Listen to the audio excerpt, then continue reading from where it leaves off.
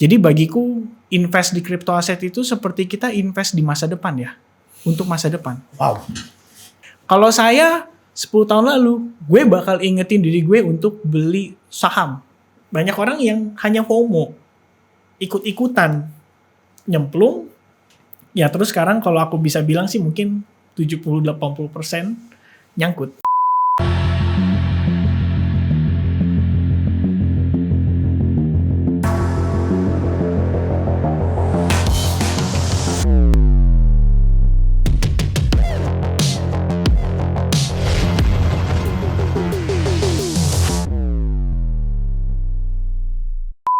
Ketemu lagi di Ngobrol Asik. Hari ini tamu saya yang saya sangat kepingin sekali hadir orang ini. Saya sampai kebawa mimpi ingin menghadirkan beliau ini. Masih muda tapi menjadi analis market luar biasa.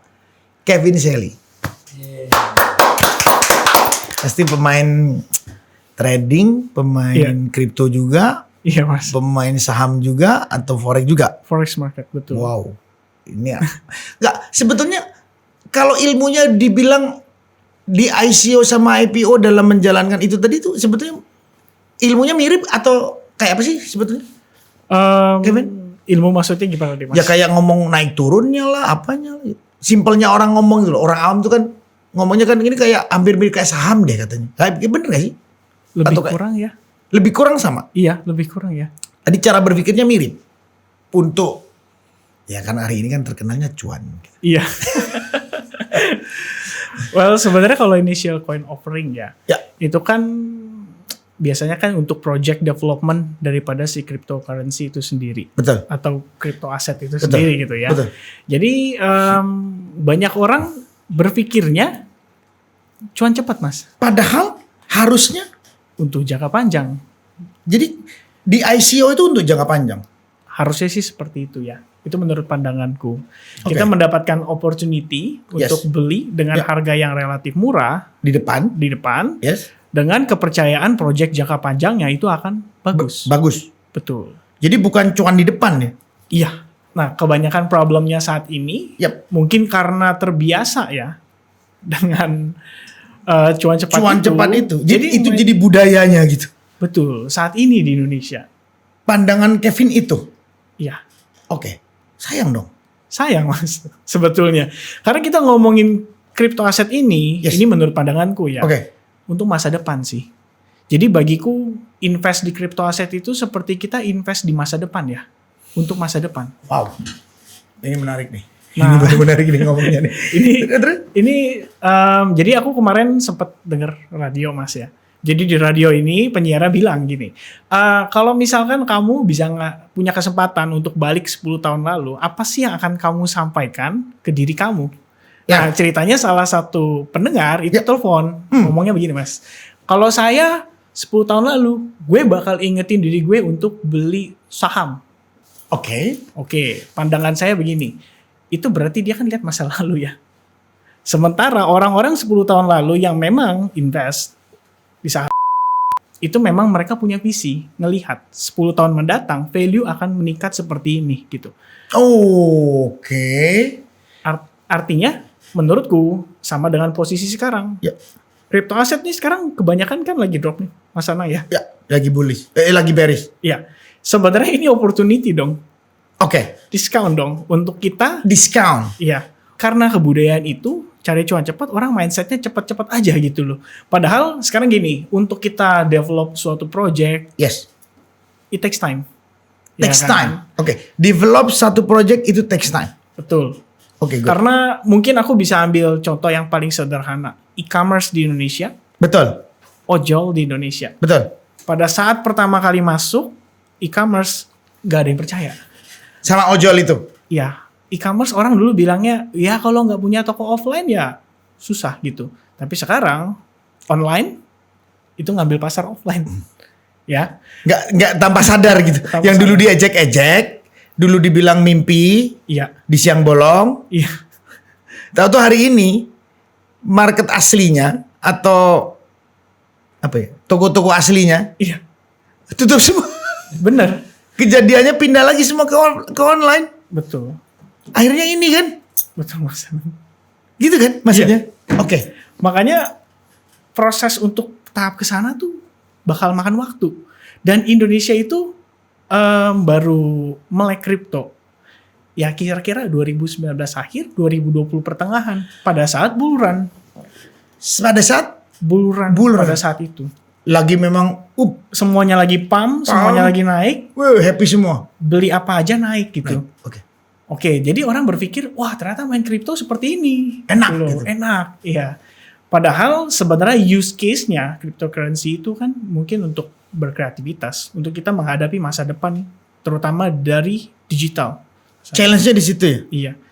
Nah cuman kebalik lagi nih, sekarang kebanyakan orang ya menurutku ya, karena aku juga kan ada YouTube channel ya. Yes. Aku lihat kebanyakan mereka mungkin beli sekarang harapannya 1 minggu 2 minggu udah untung.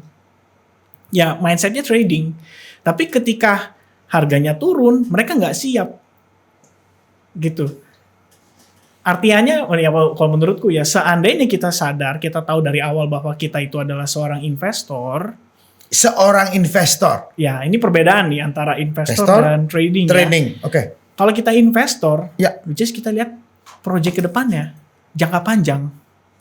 Dan ini tahunan harus. Berarti base-nya bukan FOMO ya? Iya. Kalau FOMO itu kan Ikut-ikutan aja. Gara-gara yang sana cuan gue ikut cuan deh. Iya. Gak tahu ini kemana larinya. Dia gak belajar dulu. Iya, mana tahu 1 bulan 2 bulan hasilnya oke gitu kan. Oh oke. Tapi kan kenyataannya kalau kita invest di cryptocurrency, selain dia volatility-nya tinggi, Volatility. ya atau fluktuatif. Fluktuatif. Volatility. Fluktuasi. Aku ngerti, cuman kadang ngucapinnya berantakan. Iya namanya ngomong Durimisolasi, doya maafin kali bang. High volatility. High volatility. Market crypto sangat Sangat. fluktuatif. Itu seluruh dunia. Seluruh dunia. Apakah itu memang budayanya kripto? Sampai saat ini sih karena banyak tanggapan para pakar financial mengatakan bahwa ini aset berisiko, pastinya seperti itu Mas Anang. Karena dibilang ini aset beresiko. Betul. Warren Buffett aja baru habis ngolok-ngolokin baru sekarang percaya untuk masuk di Nubank. Iya. $1 miliar. Iya. Dulunya bilang ini nggak ada manfaatnya. Gak ada manfaat, betul. Iya. Banyak kok. Yang ngomong akhirnya invest semua sekarang. Even Elon Musk, Mas Anang, juga dulunya nggak Awal nggak percaya Iya. sama yang namanya kripto ini. Iya. Oke. Jadi kita sekarang lihat pakar dunia, ya pakar-pakar di dunia gitu, melek akan kripto. Melek akan kripto. Bakal jadi potensi. Ini kalau bagi mereka ya, mereka Betul, menyatakan reserve currency kita bilangnya. Reserve currency. Reserve currency. Kedepannya apakah akan menjadi reserve currency? Menurutku sih sangat possible, ya. Karena sekarang pun kita berbicara di negara-negara pun sudah mulai banyak yang melegalize kripto. Kripto betul. Oh iya benar juga. Iya kan? Ini kan keniscayaan ya Vin ya. Betul. Pasti akan kesini juga kan. Kayak dulu e-commerce itu juga kan. Dulu kan kamu mana bisa lu belanja cuman ngeliat-ngeliat doang dari handphone, dari komputer. Lu kan gak pegang barangnya kan gitu kan. Bener. Ya itu sama kayak video call Mas Anang. Tuh iya bener. Orang dulu mana nyangka sih. Mana nyangka tau bisa ngomong begini ya. Halo bagaimana kabarnya ya gitu kan. Iya. Semakin kesini metaverse. Calon ya. Ya. Calon masa depan Calon kalau masa saya depan. bilangnya Iya. gitu. Kita akan menduplikasi kehidupan kita yang asli. Betul. Nah itu kan berarti sebetulnya ya believe it or not ya, sooner or later kita akan mengarah ke sana gitu. Terus kalau ngelihat perkembangan di Indonesia sendiri untuk para developer, Kevin melihatnya apa? Oke, buat saya sih ini sebetulnya tantangan, Mas Anang. Oke. Karena balik lagi soal tadi, kita berbicara soal budayanya orang Indonesia, lebih mindsetnya untuk cari cuan cepat. Terus kalau misalkan untuk development ya di sini itu benar-benar tantangan sih. Karena pikiran investornya cuan, bukan untuk masa depan bahwa ini harus kayak ini nanam nih. Betul. Dikasih air, disayang-sayang dulu, dikasih movement, dikasih dorongan. Betul Mas. Nah itu makanya challenge banget. Kayak menyadarkan orang Indonesia betapa e-commerce itu bisa menjadi belanja masa depan. Ibaratnya begitu ya. Ojol dulu awalnya masuk juga sama. kontroversi, ada pro, ada kontra, ya kan. Tapi sekarang kayak mayoritas ya, istilahnya kan begitu. Jadi Tantangan, Mas.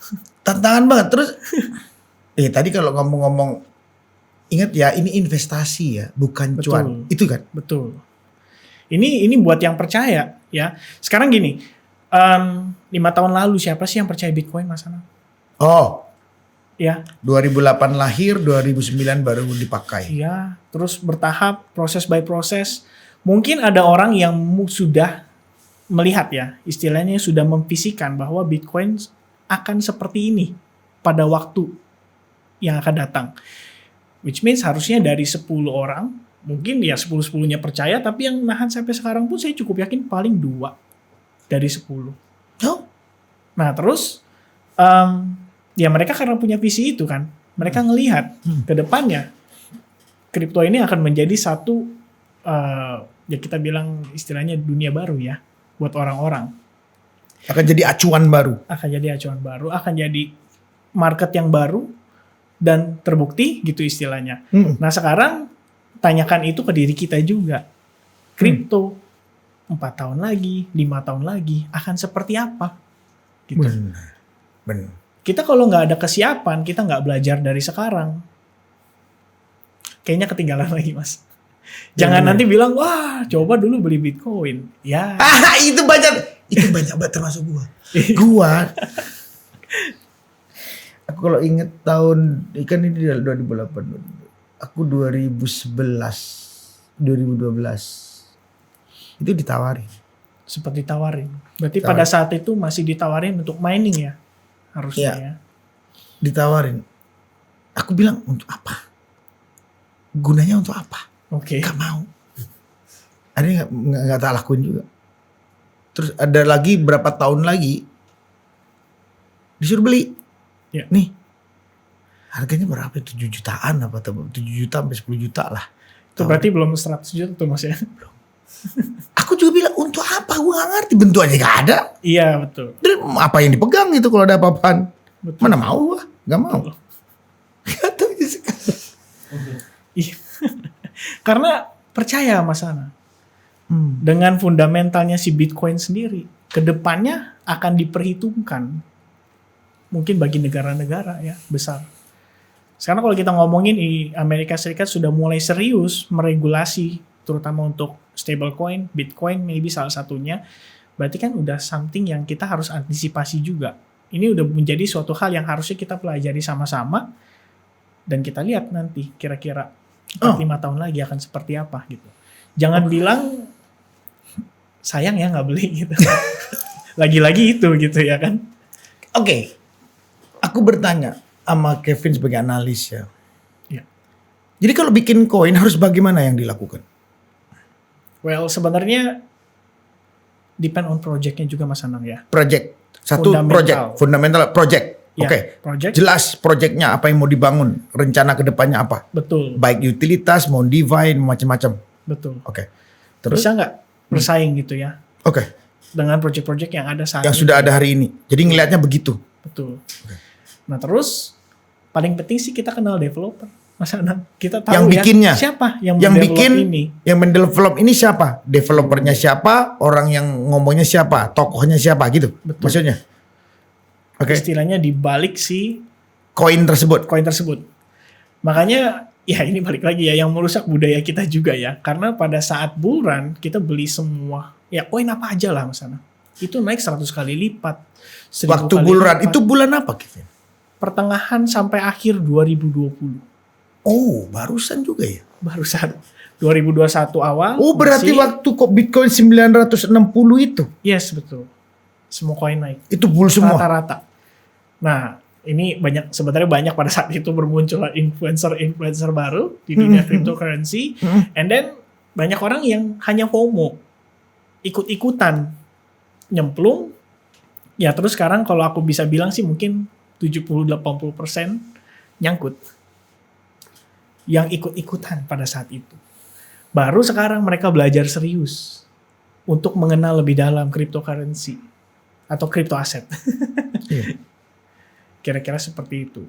Nah, kita bicara soal projectnya Mas Anang ya. Betul.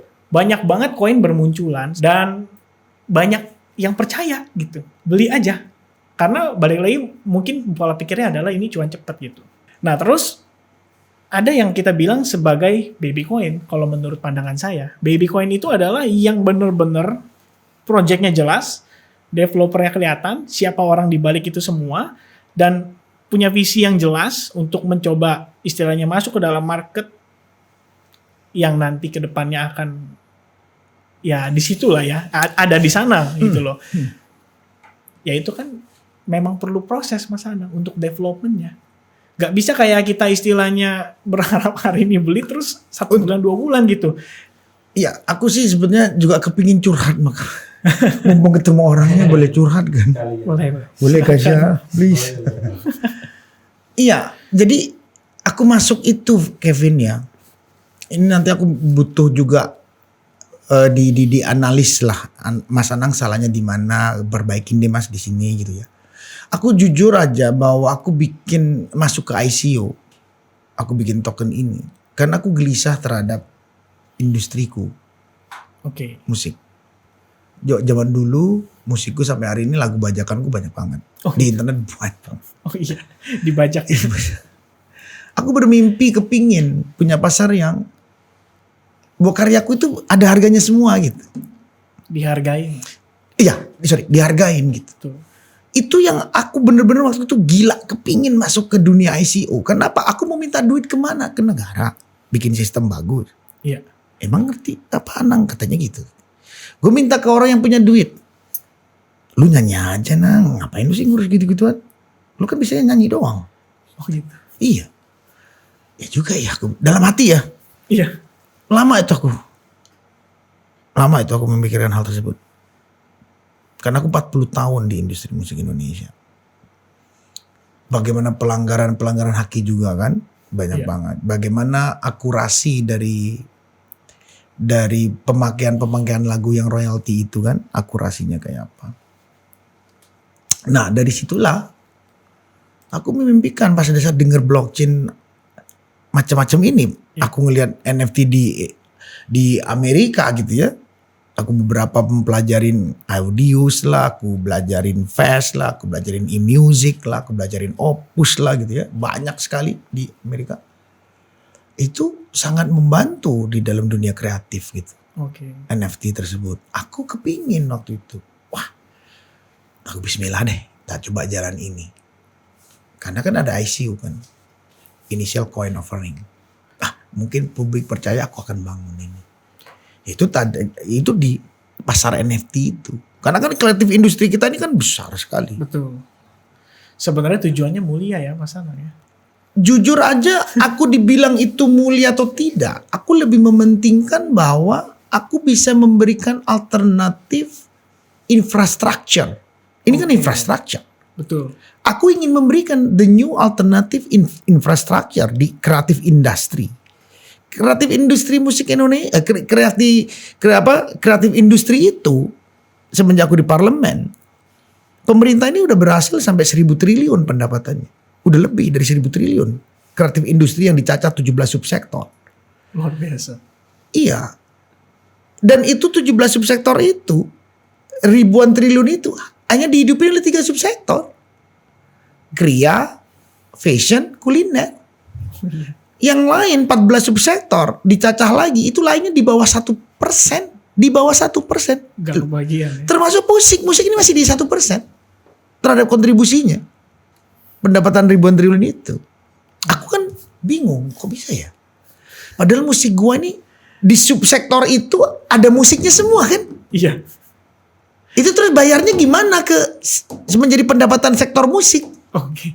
Itu kan kepinginannya aku sebagai orang yang memang lahir senangnya musik, bisanya musik.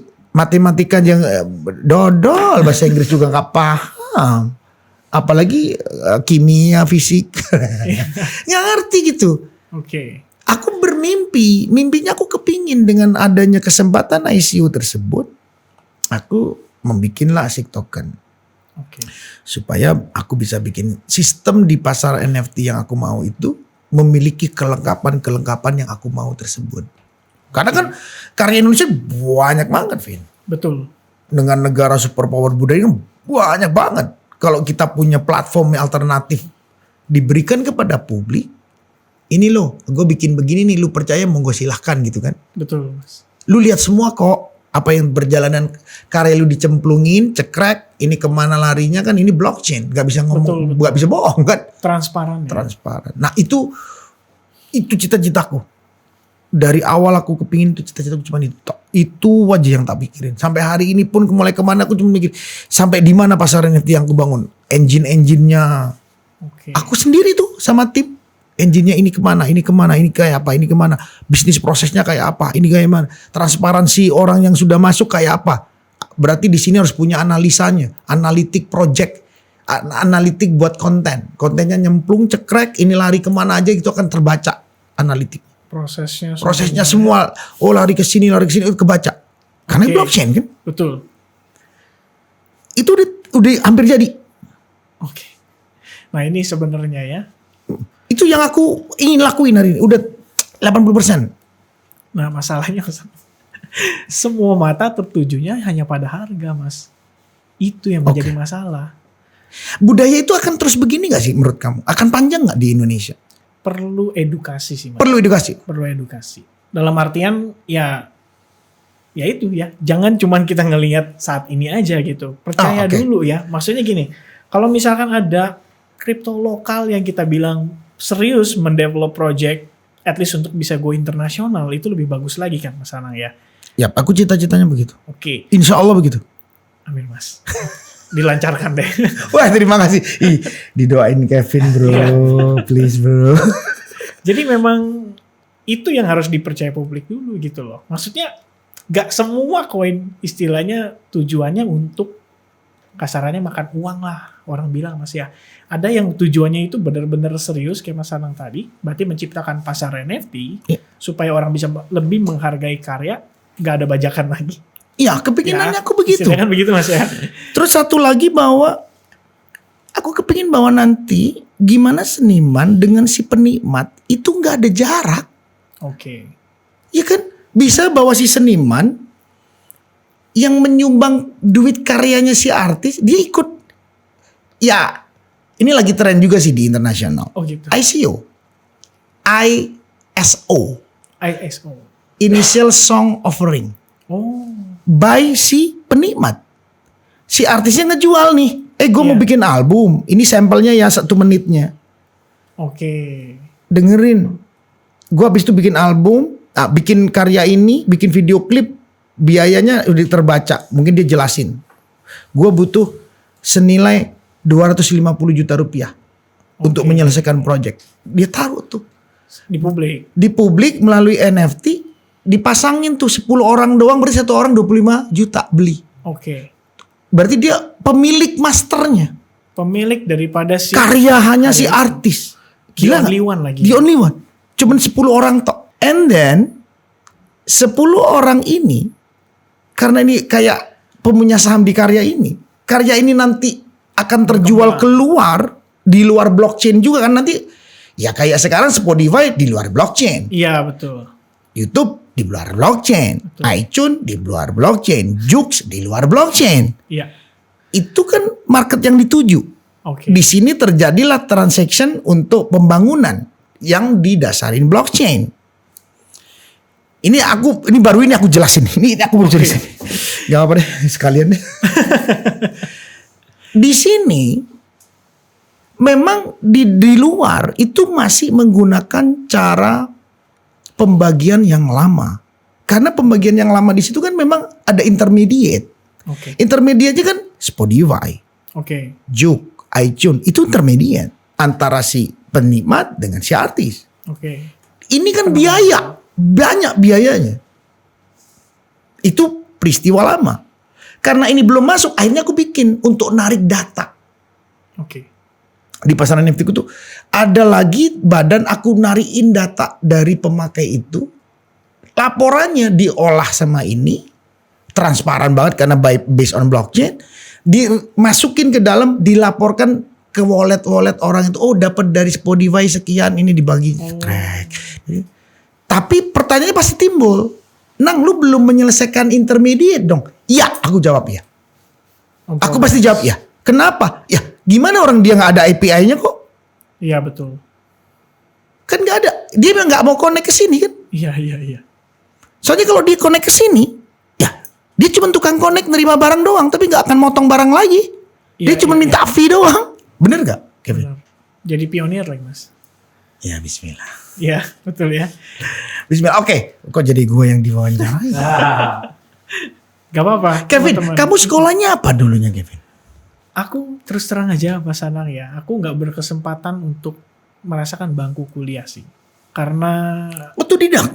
iya. Wow. Ya pertama faktor situasi keluarga juga. Jadi memang aku harus langsung terjun jadi tulang punggung. Dan kebetulan bidang yang aku ambil industrinya pada saat itu forex market di awal-awal. Forex market. Ya. Nah terus aku lihat ini adalah something yang harusnya sampai kita usia-usia pensiun pun ilmunya tetap bisa dimanfaatin. Itu sih aku pikir. Dan seiring dengan perkembangan makin menarik. Tiba-tiba dihadirkan kripto-kripto ini ya. Semakin challenging. Blockchain semakin challenging dan bahkan kita bisa bilang akan lebih make money lah kita bilang ke depannya. Oke. Tapi dengan tadi ya, tujuannya bahwa ini untung dalam tujuan positif way. Betul. Bukan yang hanya just cuan, akhirnya main short term aja. Iya. Iya kan? Nah masalahnya ya memang di situ aja sih menurutku masalah. Kalau kita kembali ke pertanyaan pertama ya, tentang budaya di Indonesia ini gimana untuk dihilangkan tentang seperti itu ya harus diedukasi sih. Jadi kita jangan ngelihat cuman buat Ini harusnya ikut asik. Enggak, aku sampai bikin program sama Bunda, sama istriku. Kita harus berangkat tur Indonesia untuk melakukan edukasi ini.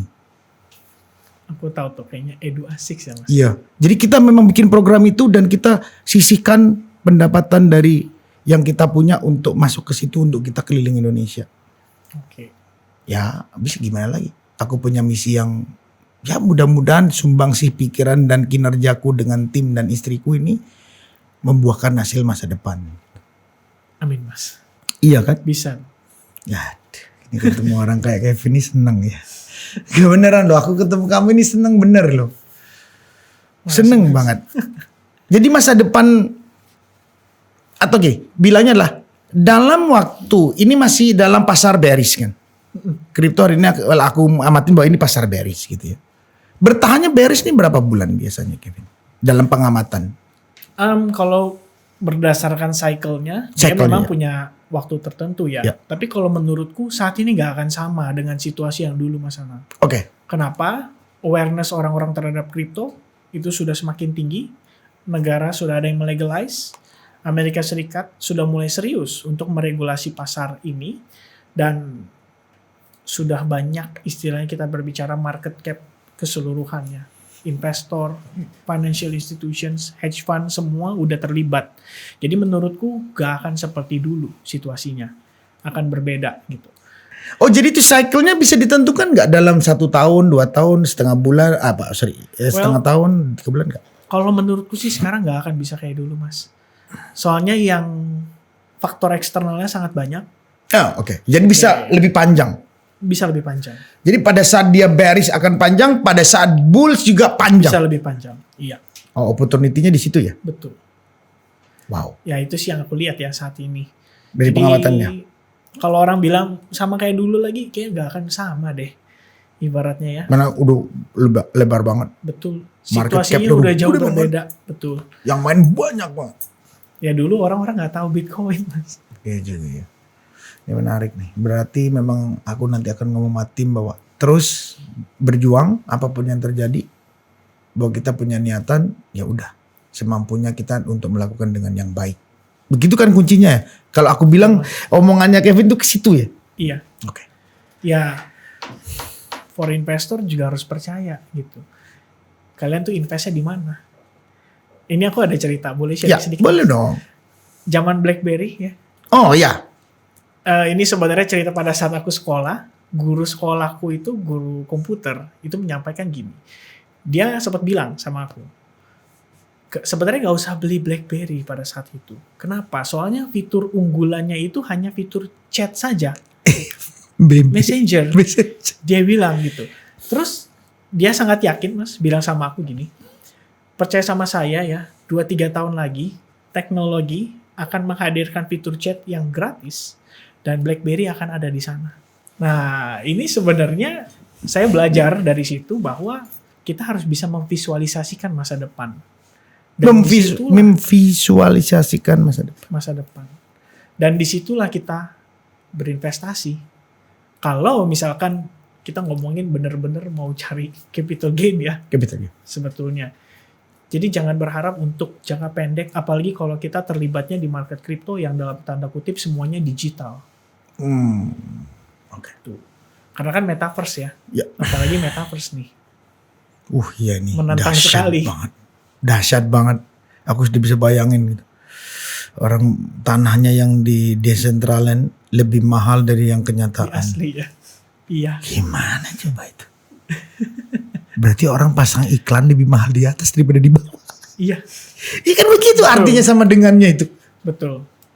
Nah cuman gimana visualisasi kita ke sana gitu. Kalau yang percaya ya harusnya bisa yakin ya. Project ini ke depannya serius gitu. Oke. Tapi kalau misalnya yang nggak percaya ya saya nggak tahu sih.